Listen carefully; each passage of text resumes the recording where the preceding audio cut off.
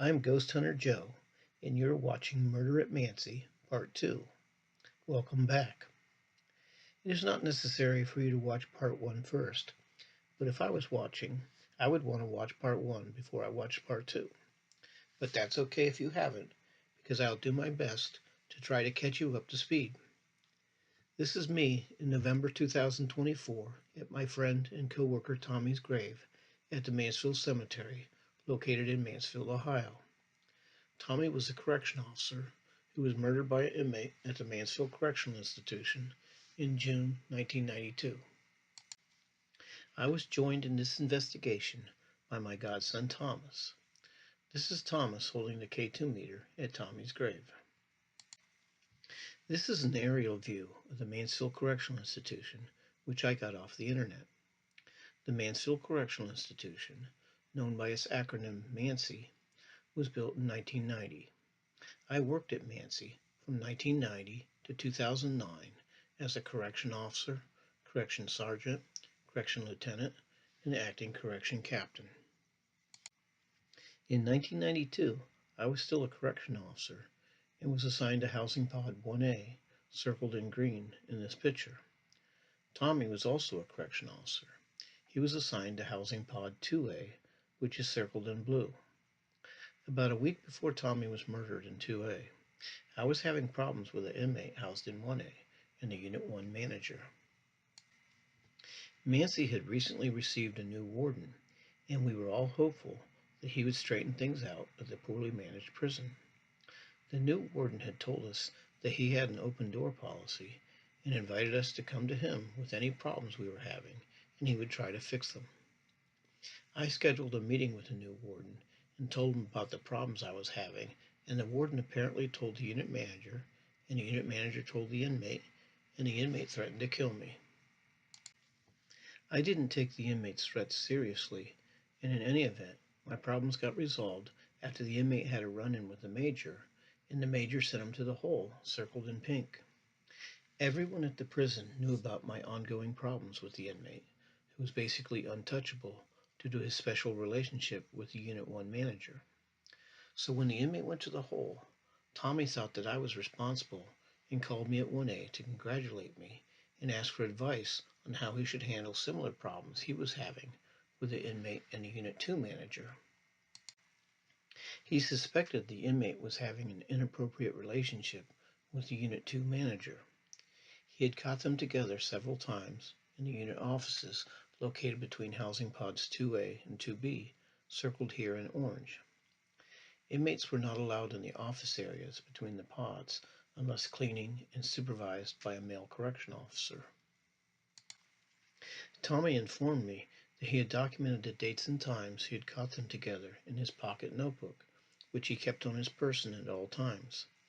Upon learning that I actually had very little to do with my inmate going to the hole, Tommy decided he was going to schedule a meeting with the warden to discuss the situation. I wished him luck with that endeavor and informed him what had happened when I met with the warden. The warden told my unit manager, the unit manager told the inmate, and the inmate threatened to kill me. Sadly, this was the last thing I discussed with my friend. I didn't realize at the time how prophetic it was.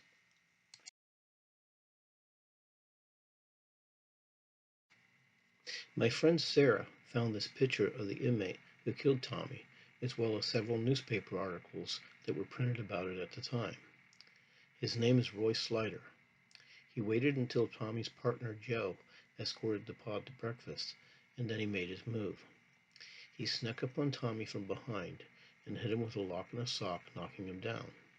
He then kicked him about 10 times and stabbed him in the neck with a shank several times. He would have continued stabbing him in the neck had my friend Donnie Joe not arrived and pulled him off. Tommy was sent to Mansfield General Hospital, where he died the next day. Slider was not charged with murder because the coroner's report concluded that Tommy died due to an allergic reaction to steroids that were given to him while at the hospital. He was instead charged with attempted murder, but the jury found him not guilty of that and instead found him guilty of assault. During his trial, Slider testified that he did not intend to kill Tommy, rather he merely wanted to put him in a wheelchair for the rest of his life. Slater testified, and the jury apparently believed, that had he wanted to kill Tommy, he would have stabbed him 16 times, as he had with his previous murder victim, for which he was serving a life sentence. And the prosecution irresponsibly chose to not cross-examine this convicted murderer. The jury did not hear, because the prosecution did not bring up, how during an interview with the Mansfield News Journal, Slater bragged about how during his time in prison he had honed his skills, noting that in his previous murder he had stabbed his victims 16 times, but how he knows how to kill someone with much less effort, which pretty much contradicted his courtroom testimony. And who knows how many times he would have stabbed Tommy, had Johnny Joe not arrived and pulled him off. This is a screenshot of the Ohio Department of Rehabilitation and Corrections offender search page. It is public information. So this is what Slater looks like today, 32 years after the murder. He will be eligible for parole in May 2029. And now let's pay Tommy a visit.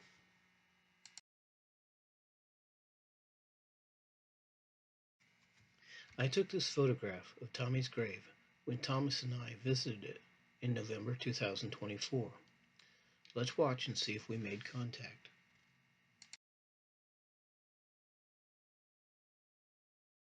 Hello, Tommy. This is Joe Clark. I brought my friend Thomas with me. His dad used to work at OSR with us and at ManCI. I've got this device. I'm going to sit down on your headstone here. Right now it's got one light lighting up. If you touch it, it'll light up several lights. Can you touch it and make it light up to acknowledge that you hear me? Thank you. Did you see that? Yeah. Okay, thank you, Thomas, or Tommy. You remember me? I worked at OSR and ManCI with you. I was active with the union.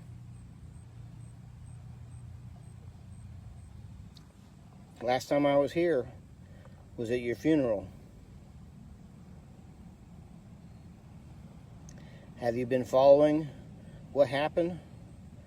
What they did with Slater? They didn't charge him with murder. They just charged him with assault, I think. Because they said that the reason why you died was because of some drug that you were allergic to that the hospital gave you. Is that true? Well, my view is you wouldn't have been at the hospital if he hadn't stabbed you. But anyways, are you at peace? Can you light the meter if you're at peace?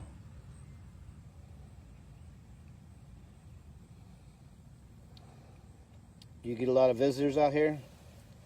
Does your family come out here and see you?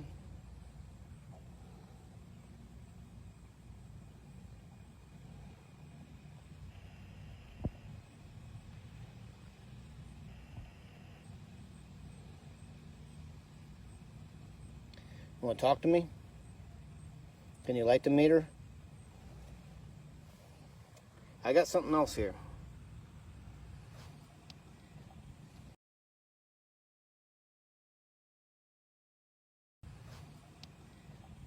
This is called a necrophonic spirit box. I'm going to set it down here. You can talk to me through this box.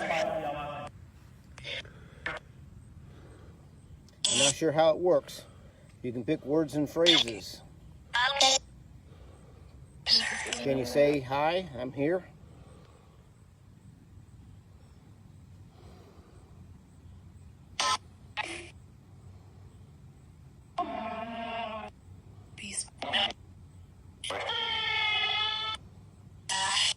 Are you here, Tommy?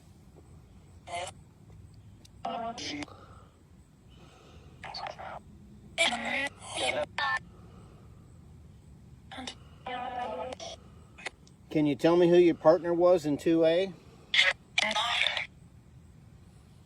What was his name?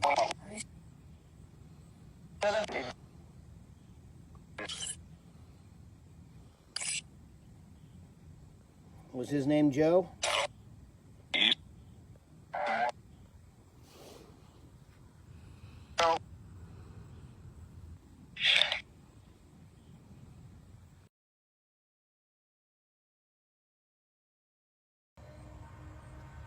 Okay, Tommy. Thomas is going to read from the Department of Corrections Officer Down page. Can you touch the meter if you agree with what he's saying? Go ahead, Thomas. Correction Officer Tommy Davis was stabbed to death by an inmate who snuck up behind him and stabbed him in the back with a homemade knife at the Mansfield Correctional Institution. Officer Davis was transported to a local hospital where he succumbed to his wounds early the next morning. The 32-year-old inmate was a member of the Aryan Nation, serving a life sentence for a murder conviction in 1980. He was only convicted of felony assault for Officer Davis's murder and received an additional 12 to 15 years. He has a parole hearing in September of 2024. Officer Davis was a United States Navy Vietnam veteran and had served with the Ohio Department of Rehabilitation and Corrections for 9 years. He is survived by his 2 daughters and 6 siblings. Okay, thank you, Tommy. Thank you for lighting that up. Thank you for your service.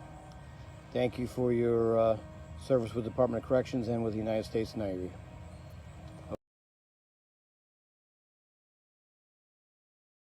Here's the big $1 million question. Did you have a pocket notebook? Did you have a pocket notebook and did somebody take it?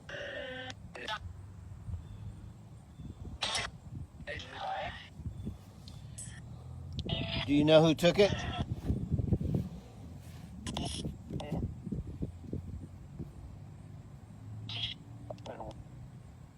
Can you say who took it?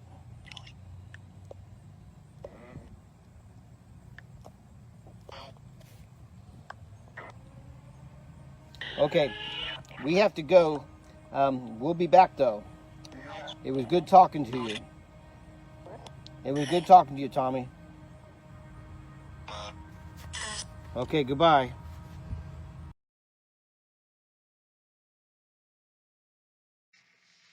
Most of the individuals discussed and not discussed in this two-part story have passed away, including my friend Tommy, who was murdered, my friend Donnie Joe, who pulled the killer off of Tommy, my friend and partner Kenny, the Unit 1 manager, who seemed to have a homosexual attraction to the penis of an inmate housed in 1A, the female Unit 2 manager, who Tommy suspected was having an inappropriate relationship with an inmate housed in 2A, and my friend Ben, who accompanied Tommy when he reported his suspicions to the warden.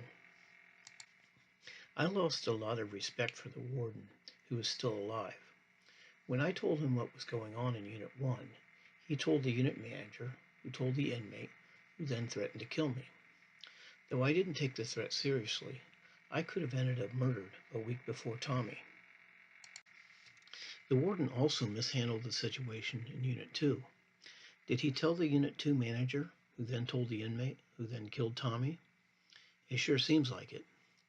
And instead of firing the Unit 2 manager and or referring her for prosecution in light of the stack of inmate love letters found in her desk and the shank found in her copier, he aided in the cover-up when he could have easily taken the position that he had just found out about the situation and was looking into it. As I said at the time, no one would have faulted him for that.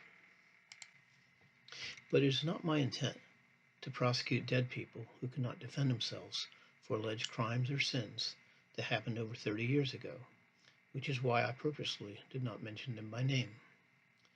But when I asked Tommy the $1 million question, who took his notebook, his alleged ghost or spirit mentioned a name, and I have struggled over whether I should repeat it. I have decided to let Tommy have the last word.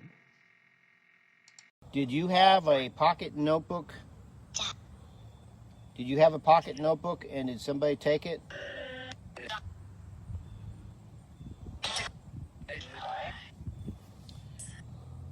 Do you know who took it?